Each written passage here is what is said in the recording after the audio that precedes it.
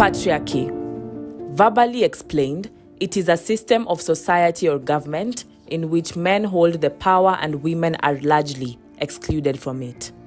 STADA Kenya focuses to enhance the equality of all women and girls. Receiving cases of injustices against women is no news to us. Mama Benta's family is just but a highlight of the myriads of cases we receive. Brought up in poverty with no one to turn to, she was bound to suffer in the hands of her relatives after the death of both her parents.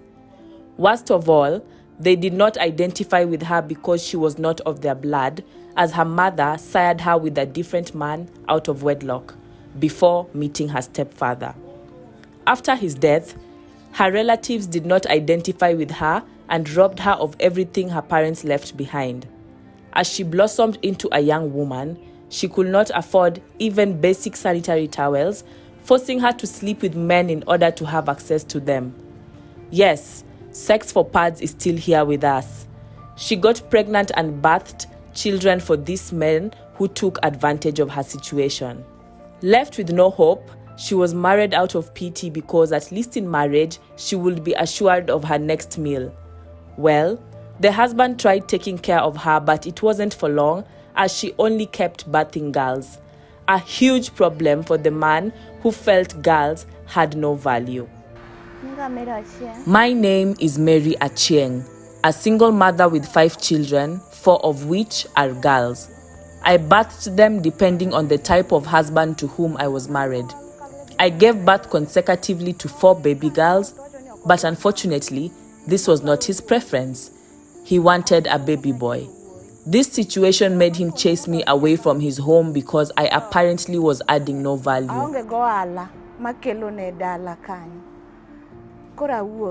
The marriage failed because of this, as on one random night, the man came back home late and kicked her away with all the children. I had nowhere else to go as I didn't have any relative. No mother, father, brother, nor a sister. I was alone in my life and had nowhere to take my children. I left my house in 2023. I first got to a hero center where I found life was too difficult for me to adapt before heading to a Lendu center where I was accommodated by a friend. Here, we stayed for a while before I got a job as a housemaid where I worked to at least have something for my children. While I was working, I didn't know that I had already conceived, but gradually this could be seen after a while. When my boss realized this, she lost interest in me because she believed that I could not execute my duties effectively, being that I was already pregnant. I tried to persuade my boss to convince the husband if they could just allow me to continue working even without being paid, so long as I had provision from my children. Besides, my boss had already accommodated me together with my 2 children, namely Abebo and Blair, but the other 2 were being taken care of by the friend. I was sending her part of what I was getting to help her take care of the other 2. Even after having a conversation with her concerning my situation, all was in vain. After everything had failed, I decided to get back to Alendu. Here, life was still unbearable.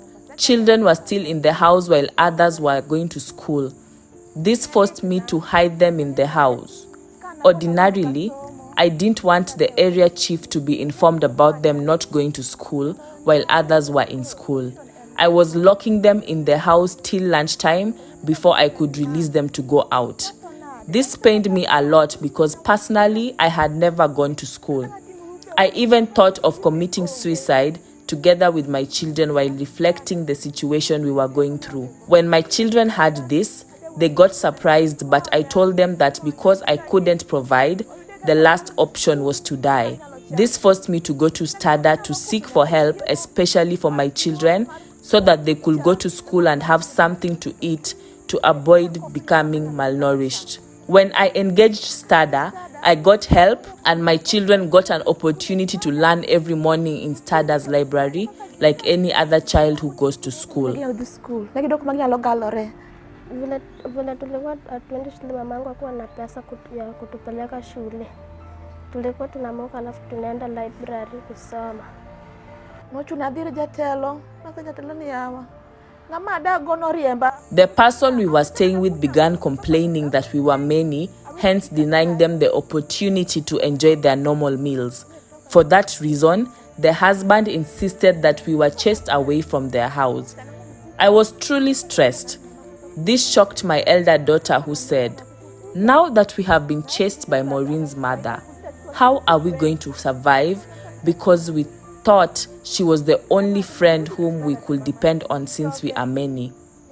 My daughter then advised not to lose hope, but to make another visit to STADA for help.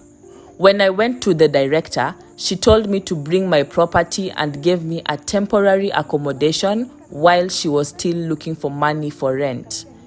We were so excited that day. Even my children couldn't hold back their joy since they were able to have all the meals of the day. Fast forward to today, she has birthed a bouncing baby boy and has a roof over her head. After being accommodated for around 2 weeks, I was told by Maureen to go and look for a house to rent. And right now, I live in my own house. I am very happy because my life has totally changed. Benta and her siblings are now able to access education after being away from school for 1 year due to poverty. Sisi tungetamani kuenda vile wengine walikuwa wanaenda shule. Alafu wakatuchukua wakatupeleka shule. Vile wengine walikuwa wanaenda shule. Maisha yangu ilibadilika sana. We supported them with uniform and stationery to ease their learning process. My children can now put on school uniform compared to their previous situation where they could only go to school in Crocs. I have never imagined them wearing tafis.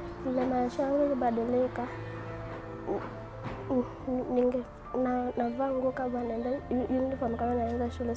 Singejua naweza kuvaa viatu kama naenda shule. Nataka kushukuru STADA. Wanipeleka shule mpaka nimalize.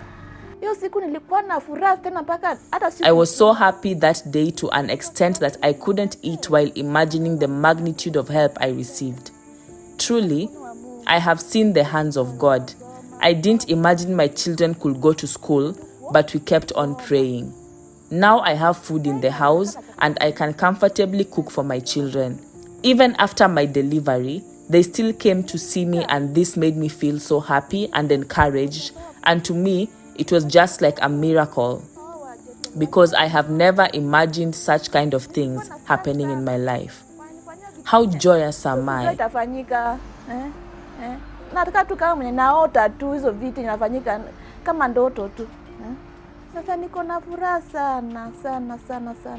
It is unfortunate that we still get to deal with such cases in this century.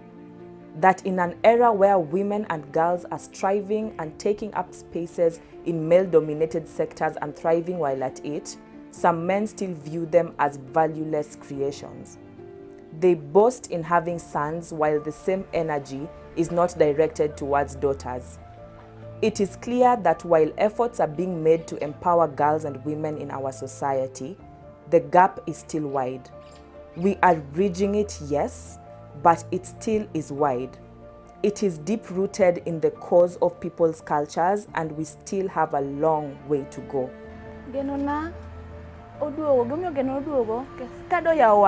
I have regained my hopes because of STADA.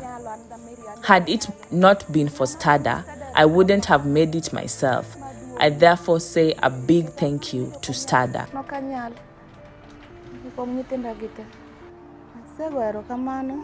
Besides the amount of help that I have received, I will request for any kind of business support because I cannot keep asking for help every now and again. Engaging in a business will make me become self-reliant. Since I am a businesswoman, therefore, if any support is given to me, I will try to make things work better through businesses because that is my only desire.